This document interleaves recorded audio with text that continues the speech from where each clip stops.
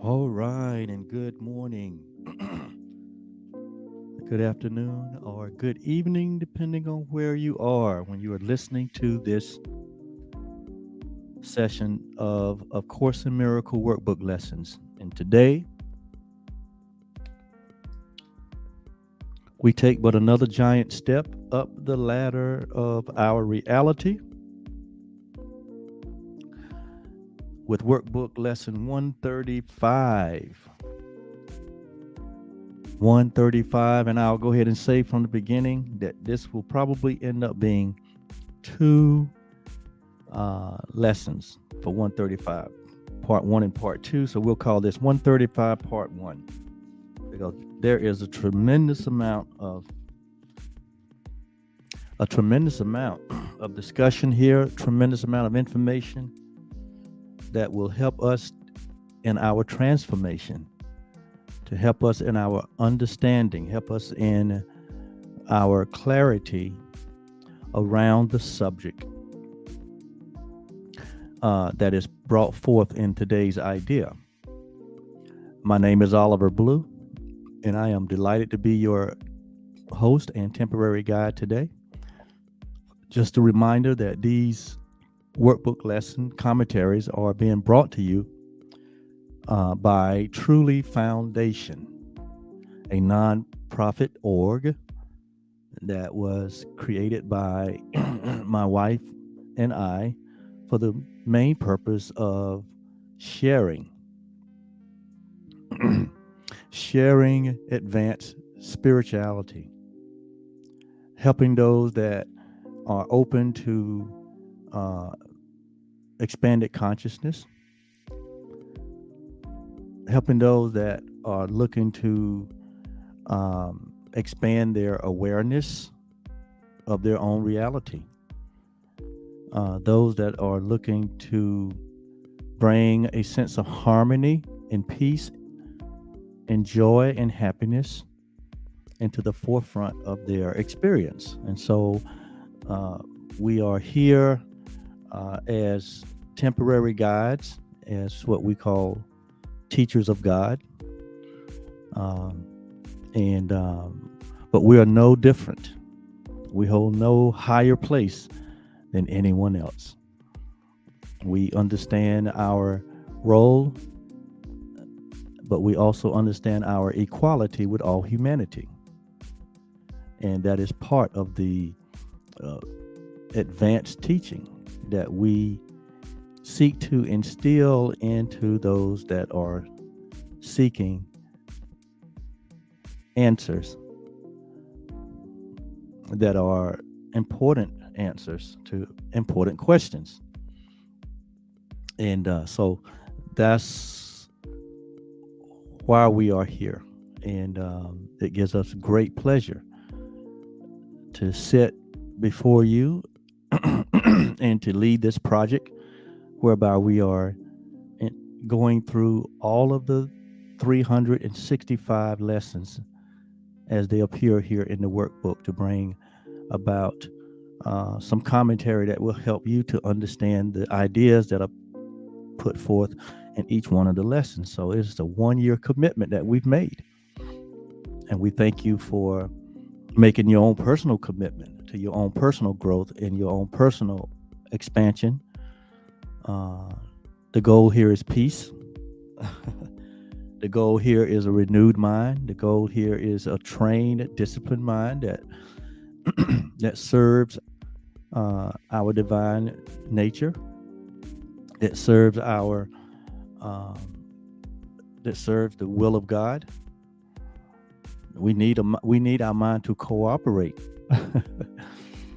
with the purpose for which we are here, and the mind needs to be trained, needs to be brought into harmony with this purpose, and thus our reason for creating Truly Foundation. And thank you for being a part of this community.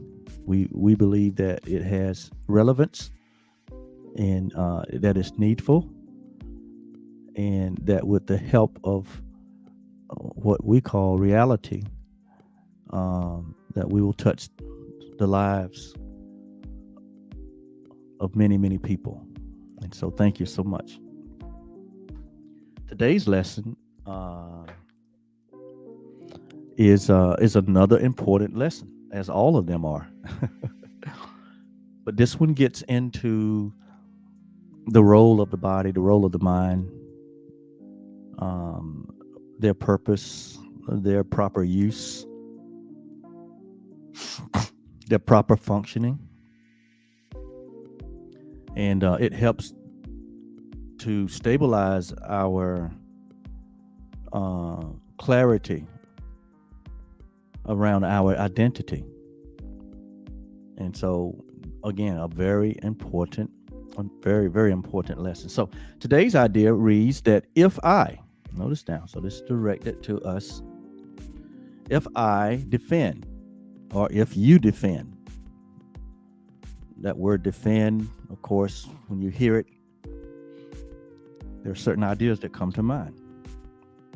The first idea come to mind is that there is something to defend against, or that there is a need for defense. If I defend, if I feel a need to protect, if I feel a need to preserve. Okay. And so it says here, if I feel if I defend myself, I am attacked.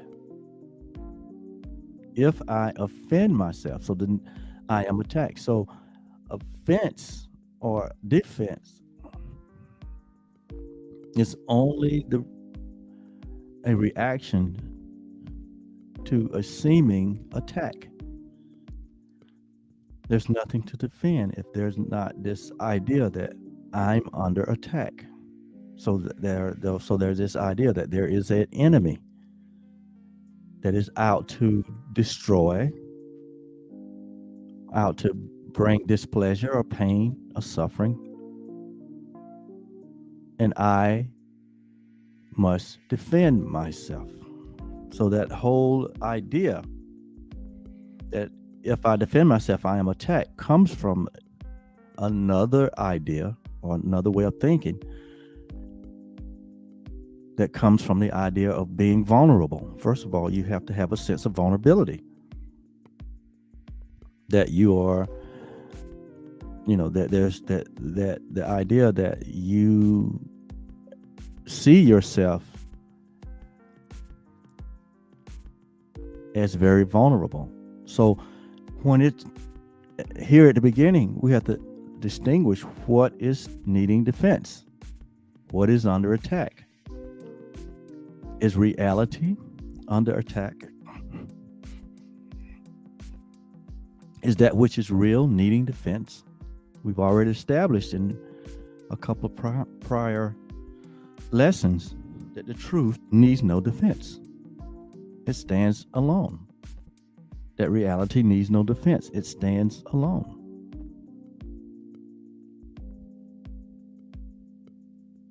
That line from the introductory said that which is real cannot be threatened.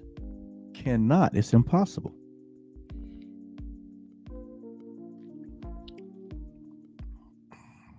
Threat only can happen. Threat can only seem to happen to a mind that has fallen into a dream of separation and has identified itself as a body.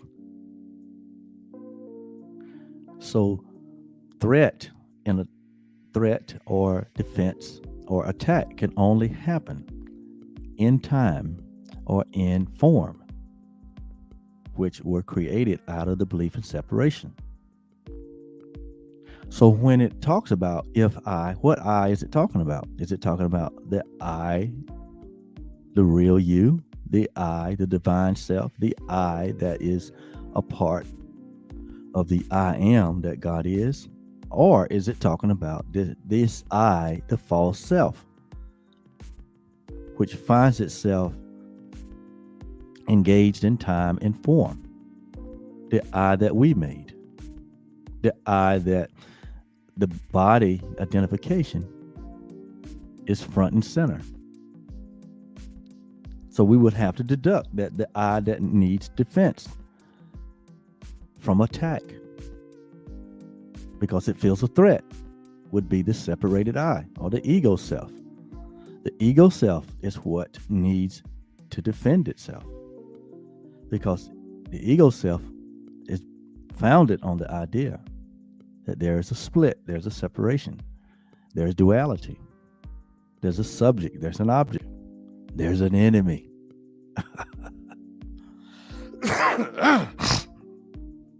And that the body is the identification of this self. So to look at the body in its construct, does the body need defense? Does the body need to be defended from attack? Does it need to be defended from threat? We would say in that thought system, yes, because the body sees itself as what? Frail and weak and vulnerable to its environment. So it must have protection. So here, this lesson is now at this very beginning going to begin by dealing with the idea that we still hold on to our body identification as our true self. That the body is the central theme of our existence. But we have already established that, the self that we are, the big S self, that is shared with God and all humanity, is a timeless and a formless existence. It is the reality. It is that which is eternal. It is that which has no beginning and no ending. It is that which God has created and changes not. It's that which can't be altered or changed. It's that real you, the real I in you, the I am, is that which has no beginning and has no ending. It's that which remain as God has created it. We've had a couple sessions on that we remain as God created us, as timeless and formless, eternal beings.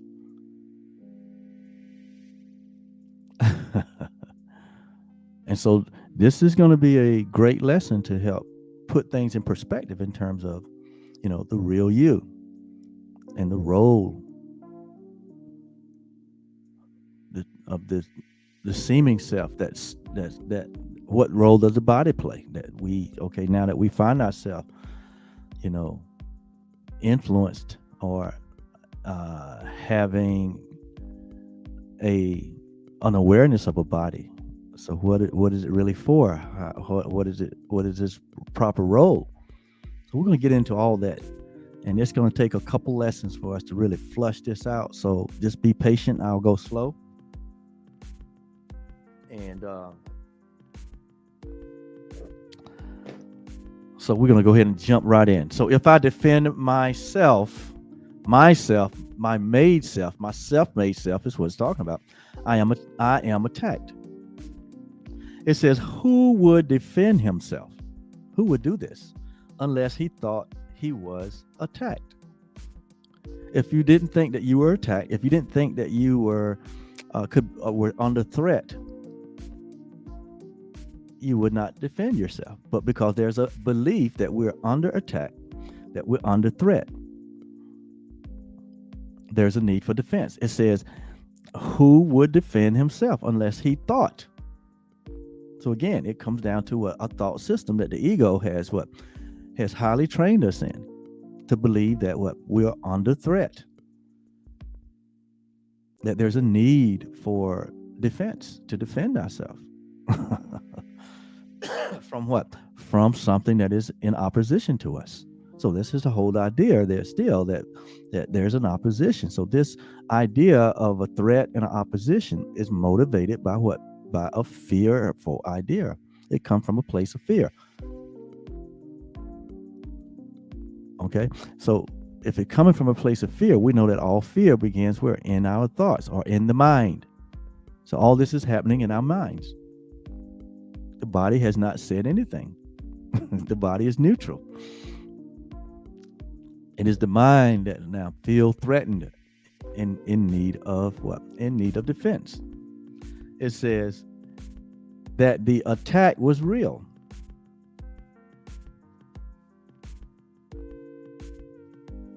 So there's a belief that the attack is real, that we're under attack. And in a lot of our traditional religions, I mean, it is taught that God has an enemy, and God's enemy plan is to bring pain and suffering and destruction, kill, steal, and destroy God's most prized creation, which is humanity. So what's is taught in traditional religion is that this enemy of God is also an enemy of humanity, and that this enemy is formless and timeless, and that this enemy main purpose is to what? Kill, steal, and destroy God's most prized possession. And so that enemy is not only an enemy of God, but an enemy of humanity. This is what we're taught. But remember, God, what? God has God, which is reality. That which is real is not threatened. That which is real is not vulnerable. That which is real has no opposition. So where did these thoughts come from? Where did these ideas come from? They would have to have come from humanity. And their efforts to explain their relationship with a God that they believe that they have separated from. So it is a man-made idea. It's a concept. It's an idea that comes out of the belief in separation. And so, we've had thousands and thousands of years of this training, this teaching, this idea of an enemy, this idea of a devil or demons or forces that are working to destroy God's most prized possession, or God himself. And this idea of an enemy has been taught to us, reinforced in us, to the point that, some of us get to the point where we believe that there's a grand scheme, there's a grand plan, that there's an enemy on every corner, an invisible enemy, which makes us really vulnerable, makes us really at threat.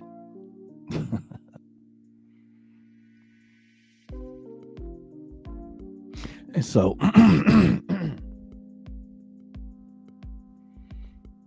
that's what, yes, we have to lift this up and look at it and say, how can this be when we've already established that in reality there is no opposition? In God's thoughts, there is no opposition. There is no enemy. There is no fight. There is no plan. There's only the will of God. So anything that is outside of the will of God has to be an illusion. It has to be It has to be made from an idea that is antithetical to what God is.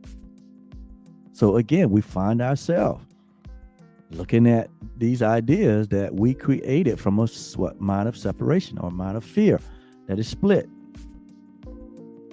And so it creates a whole world and whole systems. Systems built to defend themselves. Systems that built to to defend attack. Systems that are built to defend against threats. So all these systems, these ways of thinking and ideas are based on a false reality.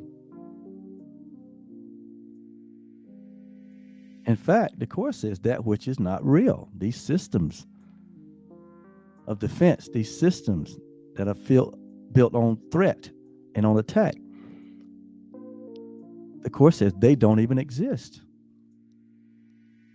So there would have to be if something doesn't exist, and we think that it does, then it would have to be an illusion or a deception or a distortion that we have bought into, that we've given credence to, that we believe that it has replaced the truth.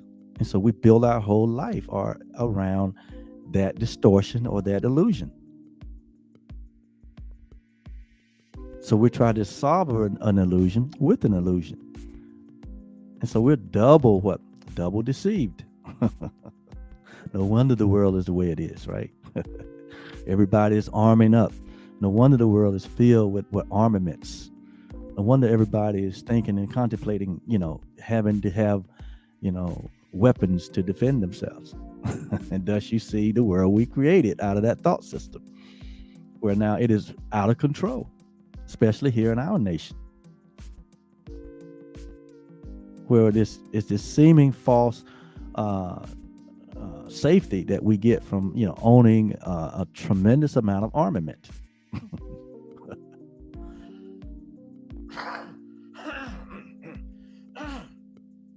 Excuse me. Now you see how the world was developed, right? And so the person that would defend himself is the one that feels that he's under attack, and that the attack is real, and that his own defense could actually save him. People who think they're loaded down with guns and security systems and all kind of bodily protections really think that is what's going to save them. That the threat is real, that the attack is real, and that they must defend it. And what are they defending? The frailty of what? Are they defending their true self? Does the formless, timeless self need that kind of defense? No. What needs that kind of defense? The self that believes that it's a body. It believes that it is the body. The self believes that it is the one that believes that their physical body, their flesh and blood body, is their true identity. And so what happens to the body happens to them. We have to raise our awareness, raise our consciousness beyond that distortion or that deception or that illusion. That only brings on pain and suffering. That only brings on division and strife and separation and more fear and more anguish. That idea, all that's happening in the mind. The mind has to be healed from that falsity. And it only can be healed with the truth. We have to bring these illusions to the truth so that we can dissolve them into the nothingness that they are. To know that there is not, that which is real cannot be threatened. To know that you cannot be threatened. Your reality cannot be threatened. Your reality is changeless. Your reality is unalterable. Your reality is eternal. It cannot be destroyed. You are impregnable. You're just like your Father. Let's get with it now.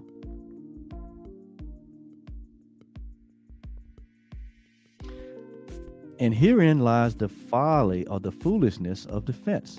So here the Course saying that to think that one is under attack or threatened or can be destroyed or is pregnable, one that is vulnerable, to think this way, it says that it is a folly. It is foolishness. It says herein lies the folly of defense. It said it gives the illusion full reality.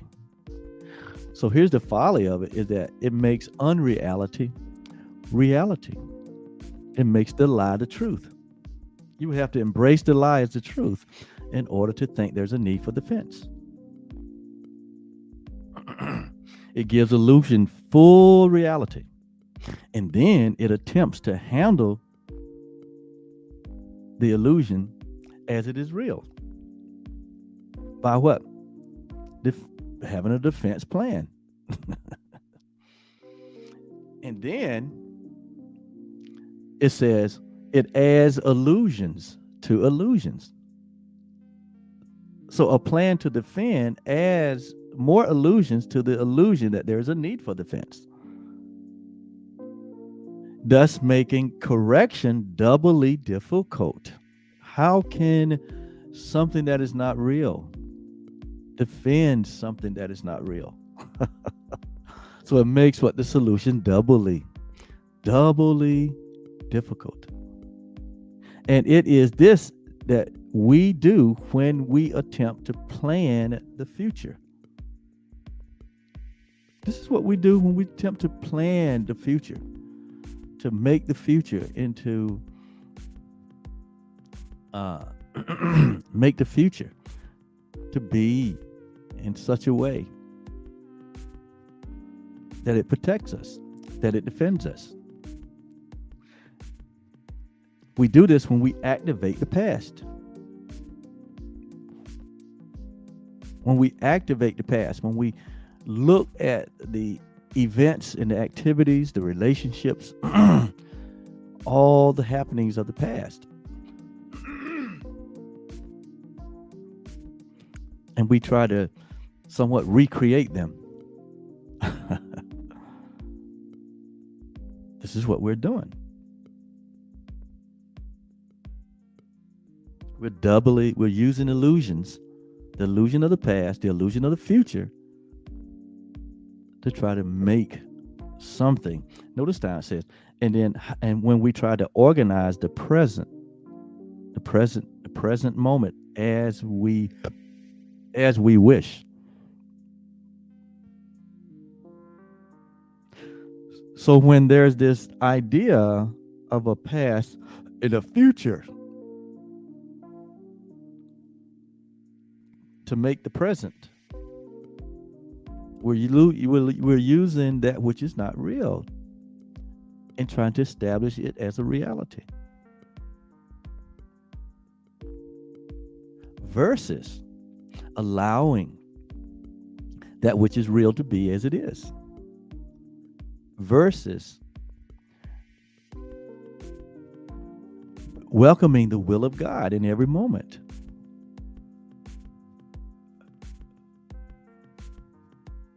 There's no plan but God's. Only the purpose of God, only the will of God shall prevail in reality. What is that will? That's what we ask. That's what we seek.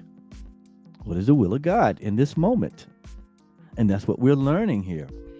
What the will of God in every moment. That's what we're open to in this training. And that's what we're learning, because that is what it is. It merely is, because the will of God, many other plans that are in the man's heart, as Proverbs says in the Bible. Many other plans that we conjure up in our hearts. Plans to protect, plans to defend, plans to take the past and the future and make a present, based on separation, based on an illusion. Many of those plans in our hearts, we do it all the time. But we're trying to, if we could just have it this way, everything will be okay. And we don't consult what the will of the Lord is in that moment. So it says many are the plans in a man's heart, but it is what? It is the Lord's purposes that shall prevail. It is God's plan that shall prevail, or God's purposes that shall prevail. And so as we understand what the purposes of God is, therein lies our peace, because that's what reality is. So we should be studying, we should be endeavoring to know what the will of God is in every moment. When we know that, therein lies our peace. So it doesn't matter what arises in a world of illusions. Only thing that matters is the will of God. Do you know the will of God for you and not your uh, false self? What is the real will of God for reality? That's all that we need to put our concerns in. And as we do that, there's no efforting. There's no effort to make an alternate plan. There's no black backup plan. We don't consider fear. We don't consider uh, the belief in separation. We don't consider the illusions. We only walk in the light. And so our preservation, our our sustainability is of God. There's no worries, man. God got us. He got your back, front, both sides. In reality, he just got you. Because in reality, there is no back, front, or sides. There's only what it only is what is. It is what it is. The I am. Boy, this and that sounds like a very certain way to live. That brings certainty and clarity and harmony now. So that now you don't be overly concerned about the body's protection. You don't be overly concerned about the body's health. Like Jesus said, you be like the bird. You don't worry about what you're going to eat, what you're going to wear, where you're going to go, who you're going to go with. You don't have to be concerned about those things. The Heavenly Father knows, and He's already made provisions. So when we wait, like we learned in the last lesson, when it talks about forgiveness, it merely looks and waits and judges not. That judgment means what it's not concerned about. It's not concerned about its existence.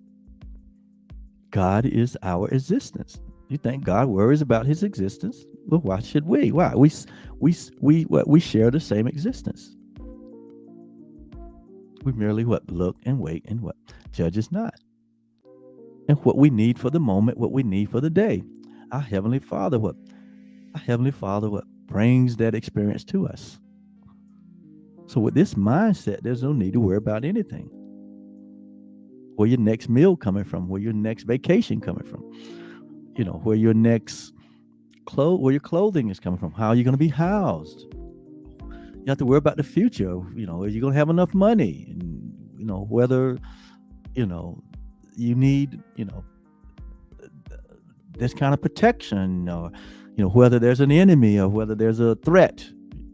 We don't get carried away about what's happening in our economy or what's happening in the world of separation, with war and fighting and killing and destruction and what we do to the earth and the planet. We don't have to be concerned about any of that. Why? We're totally a part of that which is real, where there is no worries, there is no doubt, there is no fears, where there's only light. And it's from that mindset, it's from that reality that the mind is healed, the mind is whole and complete. The mind has no worry, concern about the bodies or anything. God supplies all the need. According to what? According to His riches in glory. And not according to our fear. Not according to our own efforting. So in this moment, let's just take a breath and invite that reality into our minds and heart, so that we can see the folly of thinking in any other way. That we see thinking any other way is what brings on the stress and the anxiety and the uncertainty. It brings on the fear. It brings on a need to plan and to defend. And it's a needless exercise. Do we see that now, right here at the beginning of this training today? It's needless for us to think that we need to defend ourselves or that we're under attack. That's folly. That's foolishness. That comes from a mind that has gone prodigal. That comes from a mind that has been trained by this culture, have been trained by the world. That comes from a mind that believes in devils and hell. That comes from a mind that believes that there's an enemy and that God's under attack, we're under attack, and that that there's an enemy, a real enemy, and this real enemy has the power to kill, steal, and destroy. That's where that whole idea comes from. But as we bring these illusions to the truth in this moment, we can see clearly that all this is made up by humanity. Even to the point that we have established as the doctrines, what we call the fear-based doctrine of religion. And we've been taught this and ingrained in us to where we have walked in fear. And there's nothing to fear. There's not a devil to be concerned about, or a demon to be concerned about, or an enemy to be concerned about. Just think about your life without even those. Think about how your life could have been the last 20 years, 30 years, if you had not been indoctrinated with this fear-based theology that there's this enemy that we need to defend ourselves against. That we're under attack. I mean, all this has been taught to us. And it has no basis in reality. So in this moment, we let go of those ideas. Why? Because they don't serve reality. God has no enemies. God is not under a threat. God is not under attack. And neither are you. The real you. So we settle at that once and for all, right here, right now. And so the rest of our days are filled with the truth that God is our source and supplies all our needs, all our desires, according to reality, according to the riches of reality, according to the abundance of grace, and the gift of our righteousness. This is what and who and how. This is our inheritance. This is our inheritance. This is our natural habitat. This is our natural way of being. This is the way we should think naturally. We should never think again about an enemy. We should never think again that we're under attack. We should never think again that we're threatened. Never ever. Why? That which is what real cannot be threatened. You are the reality of God. God is your only reality. God is not threatened, and neither are you.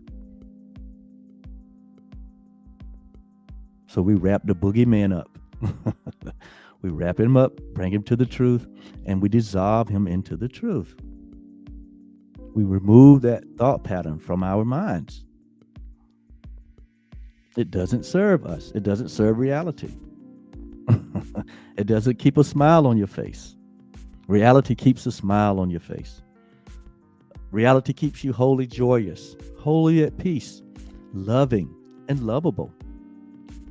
Reality is your happiness. There's nothing to worry about. He said, that's why Jesus would always say, fear not, worry not, doubt not. There's no need for it. Those meaningless experiences only happen in separation, where there's doubt and fear and judgment. Judgment has already been rendered. And the judgment is what? You remain as God created you. And so with that, no worries, man. Oh, one man.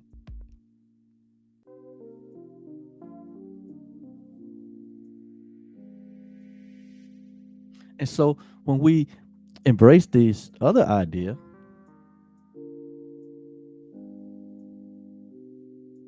that the unreality has been made real, it says it is doubly difficult.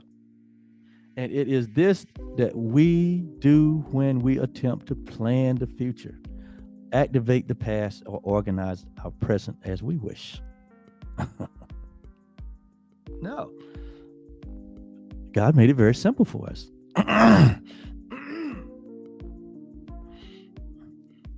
God made it very simple for us. And he demonstrated that when Jesus taught the disciples how to pray. He says, what? Oh, our Father, which art in heaven, holy is your name. Your kingdom has come. Your will has been done on earth as it is in heaven. Give us this day our daily bread. Forgive us our illusions. As we forgive others their illusions, their belief in separation. Lead us not into temptation. In other words, help us to not to be tempted to think otherwise. Thank you for delivering us from the evilness of thinking otherwise. For you're the only kingdom. You're the only power. You're the only glory forever. Amen. So it is. It's just that simple. And life becomes that simple. It's not complicated. We have complicated life with illusions. And we've tried to solve the illusions with illusions. And that's very difficult.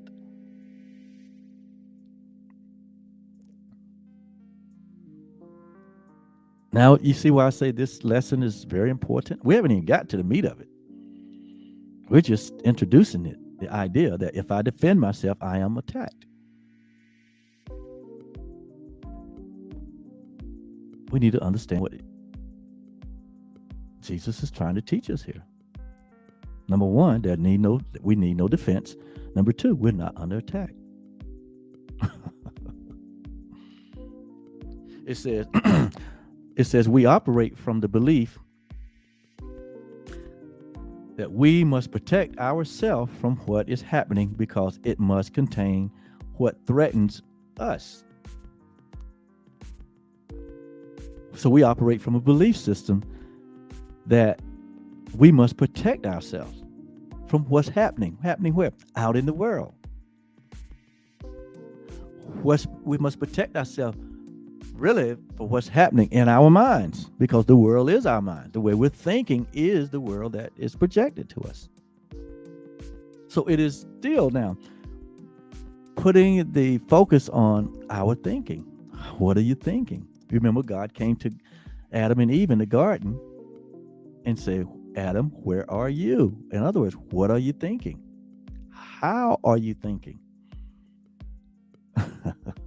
It's always about the way we're thinking. That's why this whole course is about what? A course in miracles. A course in what is the miracle? A shift in the way we think. It's merely a shift from thinking from unreality to thinking to reality. A shift from fear to love. A shift from separation to oneness. This is that simple. A shift from body identification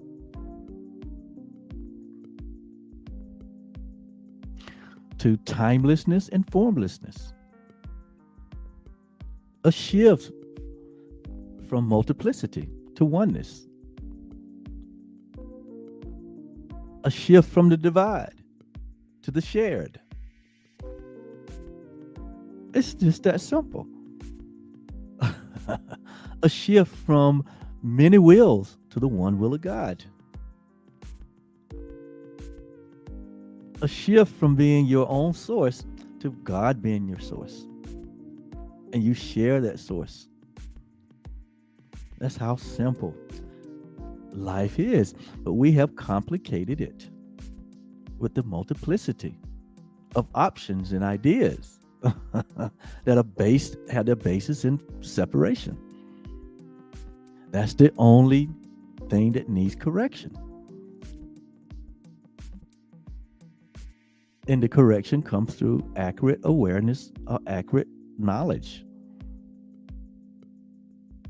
It's multiplied. The awareness is multiplied unto you through the knowledge of Christ, what Christ represents, oneness. All things have been reconciled back to the one thing.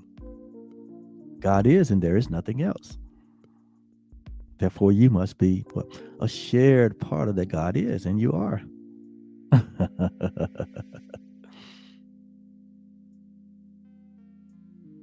So we operate from a belief.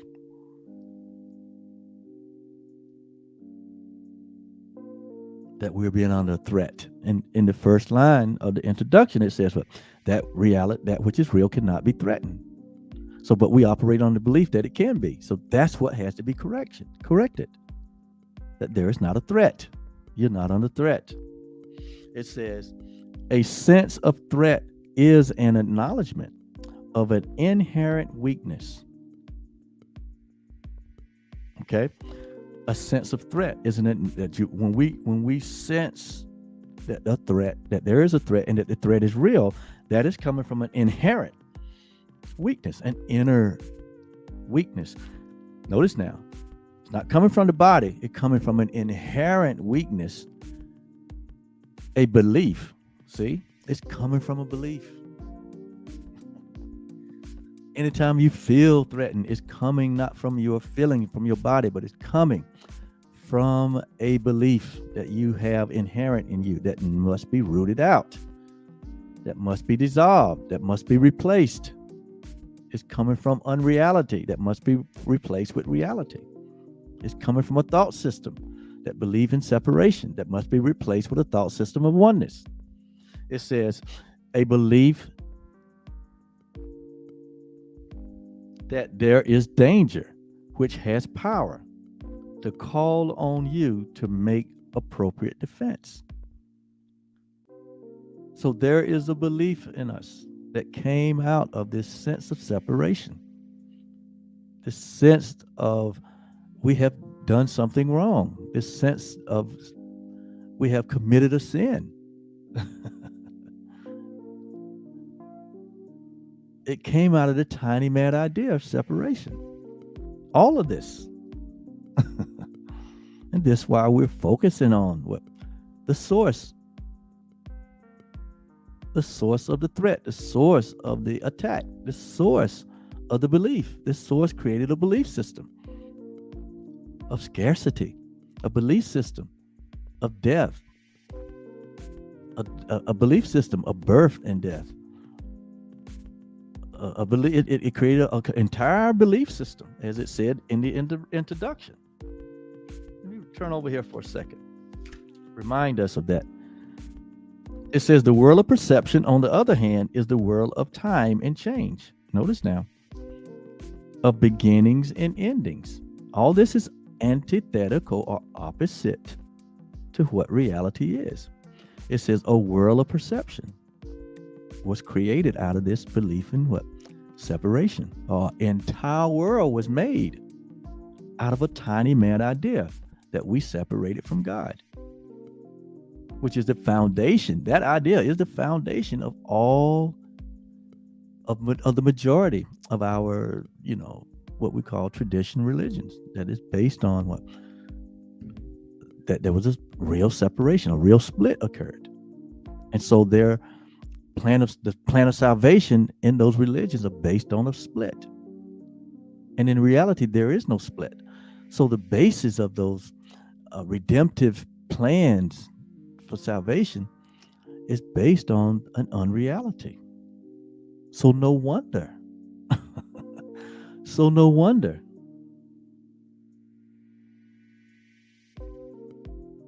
So no wonder. And I'm going to let you finish that. So no wonder. It says a world of perception was made out of the belief in separation. On the other hand, it says, on the other hand, it is the world of time and change, a beginning and end. It is based on interpretation.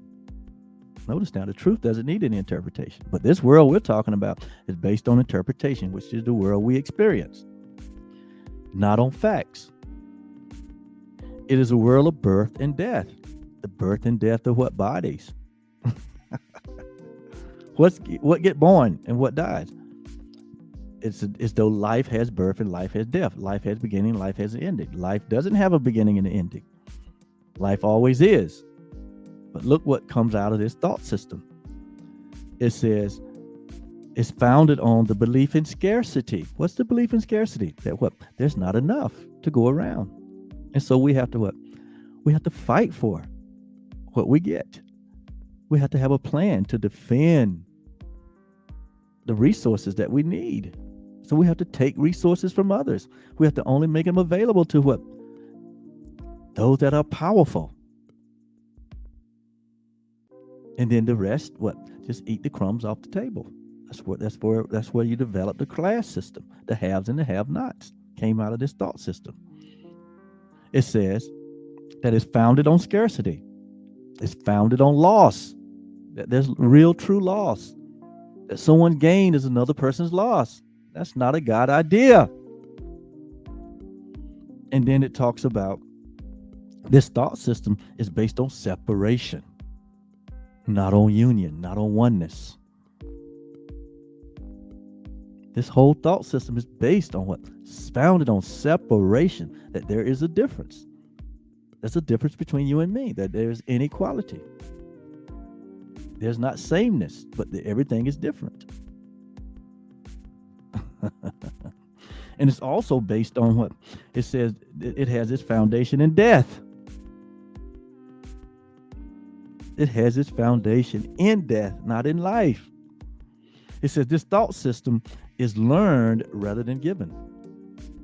It's not a creation of God, but it's learned through the mind of a split mind, of a separate mind. It says it is selective in its perceptual emphasis. So it's a respecter of the environment. It's a respect of a person. There's no equality in it. It's unstable in its functioning. The uncertainty and the instability we see in the world is a result of this thought system right here. In God, there is no instability. There's only certainty. Nothing has changed. Nothing has altered. It says, and it is inaccurate in its interpretations. Why? Because its interpretations are based on illusions. And so it's inaccurate in its interpretation. How can you bring reality out of unreality? How can you take a lie and resolve it with another lie? So this is the thought system that we have been trained in, that we have been educated in. When I say we, I'm talking about all humanity. It may appear in different forms because we think that, we are all different. But at the root of it, it's what we just discussed.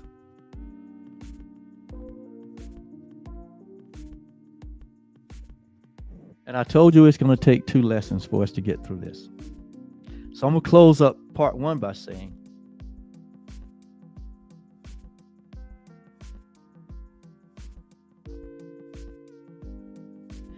a sense of threat is an acknowledgement of an inherent weakness, a belief that there is danger, which has power to call on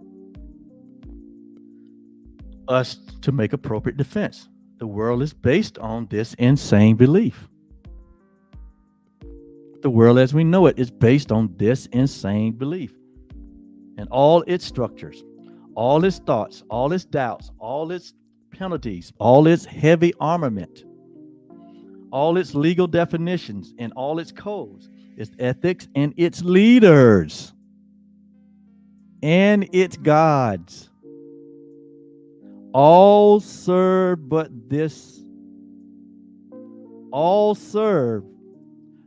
for the purpose of preserving its sense of threat.